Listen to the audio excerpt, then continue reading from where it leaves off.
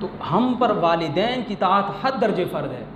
एक हदीस में आता है, आप सल्लल्लाहु अलैहि वसल्लम ने फरमाया, जो बंदा ये चाहता है कि उसकी उम्र में बरकत हो और उसके माल में बरकत हो, तो उसे चाहिए अपने वालिदैन के साथ हुस्न सलूक करे। अब देखिए, आज हम लोग सबसे बड़ी हमारी यही दो परेशानी है, हमारी सेहत ठीक नहीं है, ये बीमारी है, हमें वो बीमारी है, और दूसरा माल की तंगदस्ती है। हम वज़ाइफ पूछते हैं, हम दुआएं करवाते हैं, जबकि औलाद के लिए दुनिया कायनात का सबसे बड़ी बुज़ुर्ग हस्ती वालिदैन है।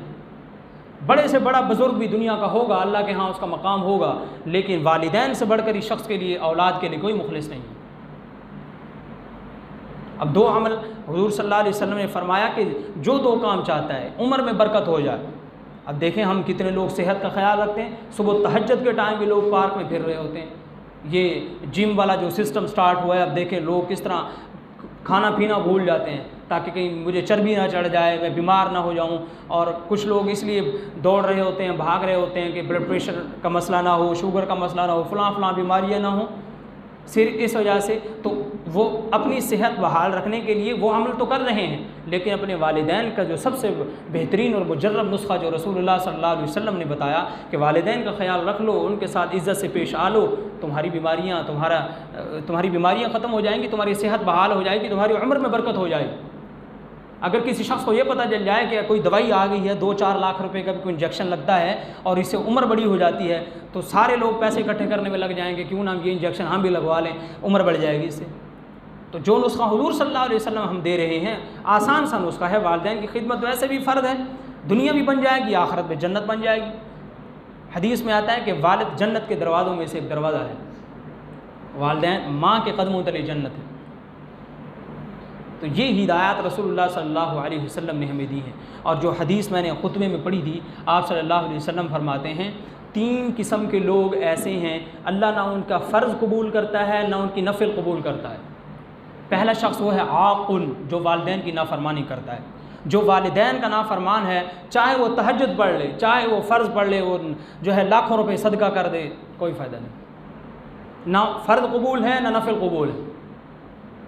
और दूसरा वो शख्स मन्नान, जो एहसान जितलाता है, जो किसी के साथ उसने अगर अच्छाई की है तो उसका अच्छाई करते हुए या तो जहन में ये बात रख ले कि ये अगर मैं इसके साथ एहसान इसलिए कर रहा हूँ ताकि ये मेरी इज़्ज़त करे और ये जो है मुझे सलूट मारे और कहे कि जी हर वक्त मेरे अदब और एहतराम के अंदर ये लगा रहे। अगर वो इस नीयत से खर्च करता है, या ये कि जो है ये मेरी तारीफ़ करे और लोगों के अंदर कहे यार मेरा फ़लाँ बंदे ने मेरा काम कर दिया, ये बड़ा ही एहसान है। एक है इंसान का वैसे ख़ुद इकरार करना और किसी को कह देना कि फ़लाँ आदमी बहुत अच्छा है। एक आदमी ख़ुद इस नीयत से खर्च करे, या फिर अगर किसी पर खर्च किया है तो और उसको मौके पर बताता फिरे कि मैंने तेरे लिए ये काम किया, मैंने तुझ पर इतने पैसे खर्च किए हैं, या मैंने तुझे ये इतने पैसे दिए हैं, या तेरी ये परेशानी दूर कर दी है। ऐसे आदमी कभी न फ़र्ज़ कबूल है न नफ़िल कबूल है। हमने जब कोई माल खर्च करते हैं तो इसलिए करते हैं कि अल्लाह राज़ी हो जाए, इसलिए नहीं किया कि वो हमारी ग़ुलामी करे, या वो हमारी तारीफ़ करे, या वो हमारी इताअत व फरमा बरदारी करे, या 10 लोगों में ठहर के कहे हाँ यार ये तो बड़ा ही अच्छा आदमी है, इसने मुझ पर एहसान कर दिया। अगर वो हमारे साथ बुराई से पेश आता है तो ये उसका अमल है, इस जुर्म की सज़ा वो भुगतेगा। हमने जो अच्छा अमल किया इसका अजर हमने अल्लाह से लेना। और तीसरा वो शख्स जो तकदीर को झुटलाने वाला है, मुकद्दिबुम बेक़दर, जो तकदीर को झुटलाता है कि तकदीर कुछ नहीं है, इसका भी न फ़र्ज़ कबूल है न नफ़िल कबूल है। तो वालिदैन की इताअत इस दर्जे तक हम पर ला देगा। और अमूमन हमारे जहन में एक बात ये भी होती है कि हम ये समझते हैं जो छोटे बच्चे हैं बस उन्हीं पर फ़र्ज़ है कि वो हमारी ताअत व फरमाबरदारी करें, हम अपने वालिदैन के साथ चाहे जिस तरह भी पेश आते रहें। जो औलाद है वो औलाद ही होती है, चाहे वो ख़ुद 100 साल की भी हो जाए। तो दुनिया के ज़िंदगी में भी वालिदैन की इताअत फ़र्द है और दुनिया से रुखसत होने के बाद भी फ़र्द है। और वालिदैन का मकाम के बेशुमार फ़ज़ाइल हैं अहादीस के अंदर। चुनांचे एक रिवायत में आता है कि आप सल्लल्लाहु अलैहि वसल्लम, एक शख्स ने ना अपनी वालदा को कंधे पर बिठाया और उसको हज करवाया, और रसूलुल्लाह से पूछा या रसूलल्लाह क्या मैंने अपनी वालदा का हक़ अदा कर दिया? आप सल्लल्लाहु अलैहि वसल्लम ने फरमाया कि तूने अपनी वालदा के एक सांस का हक़ भी अदा नहीं किया। और मुफस्सिरीन फरमाते हैं कि अगर तुम्हारे वालिदैन तुम्हें गालियाँ दें, तुम्हें बद्दुआएँ दें, तुम्हें मारें, जिस तरह भी पेश आएँ, तो तुम्हारे लबों पर यह दुआ होनी चाहिए कि अल्लाह आप पर रहम फरमाए, अल्लाह आप पर रहम फरमाए। जवाब आपका ये होना चाहिए। हमें इस तरह से अपने वालिदैन के साथ पेश आना चाहिए। और इसकी आज़मत पर सिर्फ़ एक वाक़या उवैस क़रनी रहमतुल्लाह अलैह का नाम सब ने सुना हुआ है। हुज़ूर सल्लल्लाहु अलैहि वसल्लम के ज़माने में ही थे, वालिदैन की खिदमत की वजह से सहाबी न बन सके, क्योंकि सहाबी वो होता है जिसने ईमान की हालत में हुज़ूर की ज़ियारत की हो, तो या हुज़ूर की सोहबत इख्तियार की हो, अगर ज़ियारत ना भी की हो, क्योंकि इससे फिर वो सहाबा किराम जिनकी आँखों का मसला था, देख नहीं सकते थे, तो हुज़ूर के साथ तो बैठते थे लेकिन देखा नहीं, वो भी सहाबी है। तो जिसने ईमान की हालत में हुज़ूर की मजलिस इख्तियार की वो सहाबी है, तो वो हुज़ूर की मजलिस में कभी शिरकत ना कर सके। एक मरतबा अपनी वालदा से इजाज़त ली कुछ वक्त के लिए, वालदा ने कहा ठीक है बेटा तुम जा सकते हो हुज़ूर से मिलने, लेकिन इतने वक्त में वापस आ जाना। जब वहाँ पर पहुँचे तो हुज़ूर सल्लल्लाहु अलैहि वसल्लम किसी ग़ज़वे के लिए मदीना से बाहर गए हुए थे और वहाँ पर उतनी देर के लिए ठहरे और फिर वहाँ मौजूद लोगों को कहा कि मेरी वालदा ने मुझे इतने ही टाइम दिया था, इजाज़त दी थी इतने वक्त की, लिहाजा मैं वापस जा रहा हूँ। और हुज़ूर को पैगाम देना कि उवैस क़र्न कबीले से आया था आपकी मुलाकात के लिए, आपकी ज़ियारत के लिए, लेकिन आप उन्हें मिले नहीं, लिहाजा दुआओं की दरख्वास्त है। जब आप सल्लल्लाहु अलैहि वसल्लम तशरीफ़ लाए तो जो वहाँ लोग मौजूद थे उन्होंने बताया हुज़ूर सल्लल्लाहु अलैहि वसल्लम को, आप सल्लल्लाहु अलैहि वसल्लम ने अपना जुब्बा उतार के दिया हज़रत उमर रज़ियल्लाहु ताला अन्हु, हज़रत अली रज़ियल्लाहु ताला अन्हु को कि तुम जाना जब हज के लिए जाओ तो वहाँ पर तुम्हें एक शख्स मिलेगा और जब वो तुम्हें मिले तो उसको कहना ये जुब्बा पहनकर मेरी उम्मत के लिए दुआ कर दे। देखिए भेजने वाला कौन है? ख़ातमुन नबीयीन सल्लल्लाहु अलैहि वसल्लम, जिनका मकाम कितना है 1,24,000 अम्बिया से बढ़ के, जो मुलाकात के लिए ये जो सूरह मिअराज है सुब्हानल्लज़ी अस्रा बिअब्दिही, यहाँ पर एक नुक्ता ये भी है कि ये जो बिअब्दिही के अंदर बासिले की आई हुई है, मुफस्सिरीन लिखते हैं कि इसका तफसीर तर्जुमा ये है कि पाक है वो ज़ात जो ख़ुद हुज़ूर को लेने के लिए आई। मिअराज का जो सफ़र हुआ है अल्लाह ताला ख़ुद हुज़ूर सल्लल्लाहु अलैहि वसल्लम को ले करके गए हैं, ये हुज़ूर का मकाम है। तो हुज़ूर सल्लल्लाहु अलैहि वसल्लम अपना जुब्बा उतार के दे रहे हैं किसको? उमर को रज़ियल्लाहु अन्हु, कि जिसके बारे में हुज़ूर ने कहा कि अगर मेरे बाद कोई नबी होता तो उमर होता।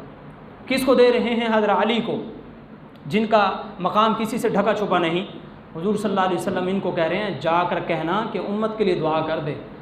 आखिर क्या वजह थी कि हुज़ूर ख़ुद भी तो दुआएं करते थे अपनी उम्मत के लिए, लेकिन उवैस क़रनी को कह रहे हैं कि मेरी उम्मत के लिए दुआ करना। माँ का एहतराम था, माँ का अदब व एहतराम, उनकी खिदमत कि हुज़ूर के साथ इंतज़ार के ज़रिए मुलाकात को तरजीह अपनी वालदा के साथ हुस्न सलूक को दी कि वालदा ने इजाज़त नहीं दी तो हुज़ूर से भी नहीं मिलना, मैं वापस जा रहा हूँ, इंतज़ार नहीं करूँगा हुज़ूर का। वालदा ने इजाज़त नहीं दी, वापस चले गए। तो जब वालिदैन के साथ इस कदर हुस्न सलूक होगा तो फिर दीन और दुनिया दोनों मनाजिल तय हो जाएंगी, दोनों मराहिल। इसके ऊपर बेशुमार वाक़यात इस वक्त जो है, काफ़ी सारे वाक़यात तो मेरे जहन में भी हैं लेकिन वक्त नहीं है। देखिए वालिदैन के साथ हुस्न सलूक को अल्लाह ने फ़र्ज़ करार दिया है। हदीस में आता है रिज़ल रब्बी फ़ी रिज़ल वालिदैन व सख़तुर रब्बी फ़ी सख़तिल वालिदैन, अल्लाह की रज़ा वालिदैन की रज़ा में है, अल्लाह की नाराज़गी वालिदैन की नाराज़गी में। जिसने वालिदैन को खुश कर लिया अल्लाह उससे खुश हो गया, जिसने वालिदैन को नाराज़ कर दिया फिर चाहे वो सारी ज़िंदगी दीन के काम में लगा ले, मुसल्ले पे ठहरा रहे, कुरान बंद ही ना करे, तिलावतें करता रहे, लोगों के साथ सदका और खैरात का मामला करता रहे, फिर उनके इन अमाल की कोई हैसियत नहीं है। और वालिदैन के साथ जिस तरह दुनिया के अंदर हुस्न सलूक फ़र्द है, वैसे ही उनसे दुनिया में रुखसत हो जाने के बाद भी हुस्न सलूक लाजिम है। और उलमा ने लिखा है अगर कोई शख्स दुनिया में वालिदैन के साथ हुस्न सलूक ना कर सका, बाद में उसको ख़याल आया कि काश मैं मेरे वालिदैन ज़िंदा होते, मैं उनके साथ अदब व एहतराम से पेश आता, तो उसे चाहिए कि वालिदैन के लिए इसाले सवाब करे, वालिदैन के लिए मग़फ़िरत की दुआएँ करे, उनको कुरान पढ़कर उनको सवाब भेजे। और इस तरह हदीस में आता है कि वालिदैन के दुनिया से रुखसत हो जाने के बाद वालिदैन के साथ हुस्न सलूक की एक सूरत ये भी है कि वालिदैन के जो दोस्त हैं, वालिदैन के जो वालिदैन हैं या उनके करीबी रिश्तेदार हैं जिनके साथ वालिदैन का अच्छा ताल्लुक़ था, उनके साथ इंसान हुस्न सलूक से पेश आए। चुनाचे हुज़ूर सल्लल्लाहु अलैहि वसल्लम के ज़माने में जब हुज़ूर सल्लल्लाहु अलैहि वसल्लम की जो वालदा थी हज़रत हलीमा सादिया, जिन्होंने हुज़ूर को दूध पिलाया था, उनकी जब बेटी क़ैद होकर आई तो हुज़ूर सल्लल्लाहु अलैहि वसल्लम ने अपनी चादर उतार कर बिछा दी और कहा इस पे बैठो। हालांकि ग़ुलाम होकर आई हैं लेकिन निस्बत थी कि ये मेरी वालदा की बेटी हैं, ये मेरी बहन है, रज़ाई बहन है, तो उनको ये मकाम दिया कि अपनी चादर उतार कर दी और उनके सारे कबीलों को लोगों को आज़ाद कर दिया, कहा कि जाओ इनको छोड़ के आओ। हज़रत अब्दुल्ला बिन उमर रज़ियल्लाहु ताला अन्हु एक मरतबा सफ़र में जा रहे थे, तो ऊँट भी था साथ और इमामा पगड़ी बांधी हुई थी। तो हज़रत अब्दुल्ला बिन उमर ने उससे पूछा, एक देहाती मिला, कहा कि तुम मेरे वालिद के जानने वाले हो, उनके साथ तुम्हारी दोस्ती थी, ताल्लुक़ था? उन्होंने कहा जी जी। तो हज़रत अब्दुल्ला बिन उमर ने वो ऊँट भी उनको दे दिया और अपने अमामा भी उतार कर उनको दे दिया। तो किसी सहाबी ने कहा कि हज़रत ये सफ़र के अंदर तो अब अमामा तो वैसे इस्तेमाल करते हैं, ऊँट भी रखते हैं सफ़र के अंदर, तो ये आपने उनको दे दिया। तो फरमाया कि ये मेरे वालिद का दोस्त था, इसलिए मैंने ये चीज़ इसको दे दी। तो वालिदैन के साथ हुस्न सलूक की सूरत ये भी है कि उनके दोस्तों के साथ जो है अच्छा बर्ताव किया जाए, उनके रिश्तेदारों के साथ अच्छा बर्ताव किया जाए, और दुनिया से रुखसत होने के बाद ख़ास तौर पर वालिदैन के लिए दुआएं करनी चाहिए, मग़फ़िरत की दुआएं, कब्रिस्तान में जाएं, उनकी कब्र पे हो करके आएँ। इसाले सवाब तो हम वैसे घर में बैठ के भी चलते फिरते मस्जिद में बैठ के कर सकते हैं, लेकिन कब्रिस्तान में भी जाएँ। मुर्दे को हदीस में आता है, पता चल जाता है मेरी कब्र पर कौन आया हुआ है। बल्कि एक रिवायत रात में पढ़ रहा था कि हदीस में आता है कि औलाद जो काम करती है ना, तो वो उसके वालिदैन तक पहुंचा दी जाती है कि तेरी औलाद ने ये अच्छा काम किया, ये बुरा काम किया। तो ये बात भी उनको, अगर हम तिलावत कर रहे हैं, हमारे माँ बाप दुनिया से रुखसत हो चुके हैं, उनको पता है कि मेरा बेटा ये काम कर रहा है, क्योंकि सवाब पहुँच रहा है। और अगर बुरा काम करते हैं तब भी उनको खबर दे दी जाती है कि उसने ये काम किया। तो इसलिए वालिदैन की इताअत हम पर हर सूरत में लाजिम है। वालिदैन के साथ, ये मैंने पहले भी कई मरतबा ज़िक्र किया है, ये सूरत बक़रा जो है, ये बक़रा के नाम से जो सूरत है, बक़रा कहते हैं अरबी में गाय को, और अब ये 286 आयात हैं, 40 रुकू इस सूरत के। इस सूरत का नाम बक़रा के नाम से रखा गया, एक गाय के वाक़े की तरफ इशारा है। उलमा ने लिखा है कि बनी इसराइल के अंदर एक बच्चा था जो अपनी वालदा का बड़ा ही मुती और फरमाबरदार था। माँ से पूछे कोई काम किया नहीं करता था, माँ ने जिस काम से रोक दिया रुक गया, जिस काम का हुक्म दिया वो किया करता था। चुनांचे एक मरतबा एक फ़रिश्ता इंसान की शक्ल में आया और कहा कि ये जो तूने गाय पाली हुई है ना, बछड़ा पाला हुआ है, ये मैं ख़रीदना चाहता हूँ, मुझे देगा? उसने कहा अपनी वालदा से पूछता हूँ। वालदा से पूछा, वालदा ने कहा नहीं बेचना। उसने थोड़े पैसे और बढ़ाए, बात चलती रही, हत्ता के फ़रिश्ते ने इतने पैसे बढ़ा दिए कि वो तबान जब बच्चा वो इस बात पर कायल हो गया कि बेच देना चाहिए, बहुत पैसे मिल रहे हैं। वालदा से पूछा, वालदा ने कहा नहीं बेचना। तो उसने कहा कि भाई मेरी वालदा ने मना कर दिया है, जितने पैसे दोगे मैं नहीं बेचूँगा। और बच्चे ने, उसने खुद पाला हुआ था बछड़ा। तो उस फरिश्ते ने कहा कि ये तू अपनी वालदा का बड़ा ही मुती फरमाबरदार है, ये जो है एक ज़माना आएगा कि तुम मुँह मांगी कीमत मांगना, तेरा बछड़ा बिक जाएगा, ये जो गाय है।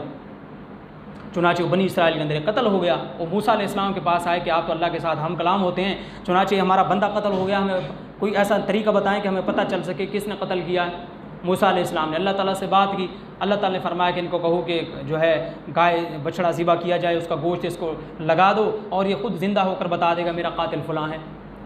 और फिर वो जैसे एक बात आई थी दरस कुरान में जो साथी बैठते हैं कि अल्लाह ताला ने फरमाया कि बेजा सवाल ना करो वरना मुश्किल में पड़ जाओगे, ऐसे फजूल सवाल न किया करो। तो उन्होंने सवाल शुरू कर दिए, अच्छा गाय हो तो कितने साल की हो, वो उसने कभी हल चलाया हो या ना चलाया हो, उसका रंग कैसा हो, वो जो है रंग पूछा, उसकी उम्र पूछी, उसकी सेहत पूछी। जब वो सवालात करते गए तो फंसते चले गए। अब आखिर में जो आकर सारी खूबियाँ बयान हो गई, वो पूरे बनी इसराइल के अंदर वो उस बच्चे की गाय के अंदर पाई जाती थी, वो सिफत, वो खूबियाँ। चुनांचे जब उस बच्चे के पास गए, कहा कि हमने बछड़ा ख़रीदना है तुम्हारा, ये जो गाय है। उसने कहा कि ठीक है, एक तरफ सोना रख दो, बछड़े को तोड़ लो, जितना बछड़े का वज़न है सोना दे दो। और चुनांचे उन्होंने उतना सोना दिया, एक तरफ बछड़े को रखा। तफसीर की बहुत सारी किताबों में ये बात लिखी हुई है कि अल्लाह ताला ने ये सिर्फ़ अपनी वालदा की खिदमत की बरकत की वजह से उसको ये इनाम अता किया था। इसके अलावा और बेशुमार वाक़यात हैं। तो इसलिए हम पर लाजिम है कि अपने माँ बाप की खिदमत करें। अगर उन्हें किसी काम का हुक्म दिया है तो फ़राइज़ के बाद हमारे लिए नफ़िल पढ़ना या सुन्नत पढ़ना, उससे अफजल दर्जा ये है कि हम अपनी वालदा की खिदमत करें। अगर कोई ऐसी इमरजेंसी आ जाती है तो फ़र्ज़ पढ़ें और बाकी नमाज बाद में पढ़ लें, पहले अपनी वालदा का कहा मानें, उसका हुक्म पूरा करें। वालदा ने बाहर जाने से रोक दिया है, फ़ुजूल कामों से रोक दिया है, उनकी इताअत ना करें, उनकी इताअत करें और उस काम के पीछे ना जाएं। अलबत्ता अगर किसी ऐसे काम का हुक्म देते हैं जो शरीयत में जायज़ नहीं है, उस काम में वालिदैन की इताअत नहीं करनी। और मैं ये समझता हूँ कि कोई भी ऐसा वालिद या वालिदा नहीं है जो अपने बेटे को नेक काम से रोके या बुराई का हुक्म दे। हाँ, अगर कोई बुराई का हुक्म दे, मसलन कोई सूदी मामला है, रिश्वत का है, या कोई ऐसा मामला है जिसमें गड़बड़ है मामलात के अंदर, तो फिर उस काम को करने की इजाज़त नहीं है। अहसन तरीके से इंसान अपने वालिदैन को फिर भी बात पर राज़ी करे। अगर हम वालिदैन को राज़ी कर लें, हमें किसी पीर से दुआ करवाने की ज़रूरत नहीं है, किसी बड़े अल्लामा से दुआ करवाने की ज़रूरत नहीं है कि हमारे लिए दुआ कर दो, हमारा ये काम बिगड़ा हुआ संवर जाए। हम सबसे बड़े बुज़ुर्ग हमारे लिए हमारे वालिदैन हैं। हदीस में आता है वालिदैन की दुआ रद्द होती ही नहीं है, और ख़ास तौर पर वालिद के लिए आया है कि वालिद की दुआ कभी रद्द नहीं होती। वालदा के लिए आता है कि उनके कदमों तले जन्नत है, लेकिन वालिद का मकाम इतना बताया है कि वालिद जब दुआ कर दे तो कबूल हो गई, चाहे वो कितना ही गुनाहगार क्यों ना हो। हत्ता के हज़रत अस्मा बिनत अबी बकर रज़ी अल्लाह ताला अन्हा, ये हज़रत अबू बकर सिद्दीक़ की बेटी हैं, हज़रत आयशा सिद्दीक़ा रज़ी अल्लाह अन्हा की बहन हैं। हज़रत आयशा की वालदा और थी और हज़रत अस्मा की वालदा और थी। ये ज़माना जाहिलियत में हज़रत अबू बकर सिद्दीक़ ने इनके साथ निकाह किया हुआ था हज़रत अस्मा की वालदा के साथ, फिर उनको तलाक़ दे दी थी। तो ये हुदैबिया के मौके पर हज़रत अस्मा की वालदा जो कि मुशरिका थी वो आई हुई थी। तो हज़रत अस्मा ने पूछा, या रसूलल्लाह क्या मैं अपनी वालदा के लिए जा सकती हूँ, उनकी खिदमत के लिए, वो मिलने के लिए आई हुई। तो हुज़ूर सल्लल्लाहु अलैहि वसल्लम ने ना सिर्फ ये कि इजाज़त दी, बल्कि कहा कि अपनी वालदा के साथ हुस्न सलूक करो। मुशरिका वालदा हैं, अल्लाह के साथ शरीक ठहराती हैं, लेकिन फिर भी हुक्म ये हुआ कि वालदा की खिदमत करो। तो वालिदैन के सामने चूँ चिरा करना, उनकी नाफरमानी करना, ये जायज़ नहीं है। और जैसे मैंने हदीस आपके सामने ज़िक्र कर दी, अगर हम अपने वालिदैन की नाफरमानी करेंगे तो फिर हमारा न फ़र्ज़ कबूल है, न वाजिब कबूल है, न सुन्नत, न नफ़िल, कुछ कबूल नहीं है। सबसे पहले वालिदैन की इताअत ज़रूरी है, उनकी खिदमत की जाए। और आजकल बच्चों का एक मसला ये भी है कि वो ये समझते हैं कि हमारा हाफ़ज़ा कमज़ोर है, सबक याद नहीं होता। स्कूल के बच्चे हैं चाहे या मदारिस के बच्चे हैं या हम लोग भी हैं, हमारा एक ये मसला है। तो इसका सबसे बेहतरीन तरीक़ा यही है कि वालिदैन की खिदमत की जाए। मैं स्कूल के बच्चों को भी कहा करता हूँ कि रात को सोने से पहले सिर्फ 2 मिनट अपने वालिदैन के पाँव दबा लो, वालदा को काम में हाथ बटा लो, वालिद के सर पे तेल लगा दो, वालदा को सर पे तेल लगा दो, उनके पाँव दबा लो। तो यूँ समझ लीजिए आपने दुनिया के सारे वजीफ़े पढ़ लिए, सारे नुस्खे इस्तेमाल कर लिए। अब आपका जहन भी खुल जाएगा, आपकी परेशानियां भी हल हो जाएंगी, आपकी उम्र में भी बरकत हो जाएगी, आपका रिज़्क़ की बंदिश भी खुल जाएगी। आज हम में से हर शख्स परेशान है, माल नहीं है, रिज़्क़ हलाल मुयस्सर नहीं है। ये हमने वालिदैन को तो नाराज़ किया हुआ है, हमारे वालिदैन हमारे लिए किस तरह के जुमले इस्तेमाल करते हैं, कितना नाराज़ किया हुआ है। और फिर हम ये भी तवक्को रख रहे हैं कि हमारे हालात दुरुस्त हो जाएँ। तो इसलिए हम में से हर फ़र्द पर यह लाजिम है, मर्द हो या औरत हो, कि अपने वालिदैन के साथ हुस्न सलूक से पेश आएँ। बड़े हों या छोटे हों, ज़िंदा हैं तो उनकी खिदमत करें, खूब खिदमत करें। और अगर वो दुनिया से रुखसत हो चुके हैं तो इसाले सवाब करें। और अगर जब हम खुद ये अच्छा काम कर जाएंगे तो हमारे मरने के बाद भी हदीस में आता है, जो इंसान जब मर जाता तो सारी चीज़ें ख़त्म हो जाती हैं। जो मस्जिद बनवा गया, मदरसा बनवा गया, उसका सवाब मिल जाता है। नेक औलाद छोड़ गया, उसका सवाब मिल जाता है। कोई दीन के काम पर, किसी पर, दीनदार पर पैसा खर्च कर गया, किसी को हाफिज़ बना गया, किसी को कारी बना गया, उसका सवाब इसको पहुँचता रहता है। किसी के लिए ठंडे पानी की मशीन लगवा दी है, कि कुआँ खुदवा दिया है किसी के लिए, या किसी के लिए जो है कोई भी आसानी का मामला कर दिया है। गर्मियों का मौसम है, पानी का बंदोबस्त कर दिया, सर्दियों की मौसम है तो गर्म पानी का बंदोबस्त कर दिया कि लोग वुज़ू कर लेंगे जो है, ताकि नमाज के अंदर लोग ज़्यादा से ज़्यादा शरीक हो सकें। मस्जिद में गर्मी है, मस्जिद में ठंडा का बंदोबस्त कर दिया। सर्दियों के मौसम है, कोई गर्म बंदोबस्त कर दिया। तो ये वो चीज़ें हैं जो मरने के बाद भी इंसान की सुबह शाम नेकियां मिल रही हैं, सुबह शाम। तो इसलिए हमें चाहिए कि हम ऐसे मामूलात को इख्तियार करें जिनमें हमारे लिए दुनिया और आखिरत की कामयाबी है। तो अल्लाह ताला से दुआ है, अल्लाह ताला हमें अपने वालिदैन की क़दरदानी की तौफ़ीक़ नसीब फरमाए। अमा अली अल बलागुल मुबीन।